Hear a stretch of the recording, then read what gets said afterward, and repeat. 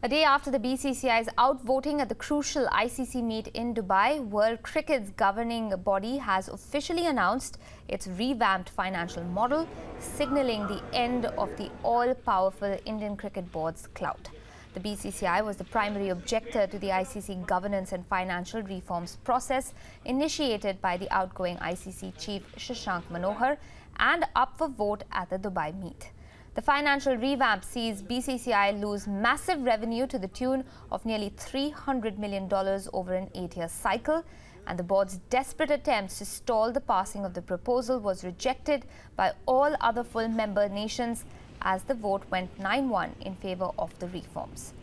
The immediate implication of the dramatic vote on Wednesday could be India potentially pulling out of the upcoming ICC Champions Trophy in England, but the board is yet to pass any official word. The outvoting of the BCCI at the ongoing ICC meet in Dubai signals a departure from its long-standing stronghold on control of the game. Sensing perhaps some weakness on part of the board given the spate of trouble it finds itself in back home with the Supreme Court, ICC's other full member nations have perhaps swooped in at the right time to strike a telling blow on BCCI's clout over the sport.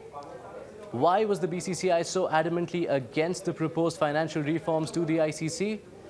The foremost reason is that it stands to lose 50% of its revenue share coming in from the ICC. The BCCI, by the Big Three proposal drafted a few years back, would be slated to receive $570 million a year from the ICC's revenue. However, the new proposed reforms would see it fall to a mere $290 million. An incensed BCCI is believed to have demanded the stalling of the proposed reforms at the ongoing meet in Dubai.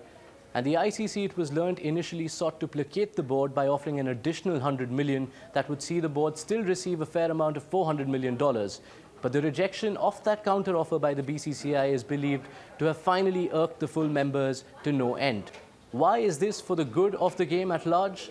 A, the ICC's constitutional reforms can go ahead as planned, but more tellingly, the money allocated to associate nations, Ireland and Afghanistan will stay put, which was at risk had the BCCI's demands been met.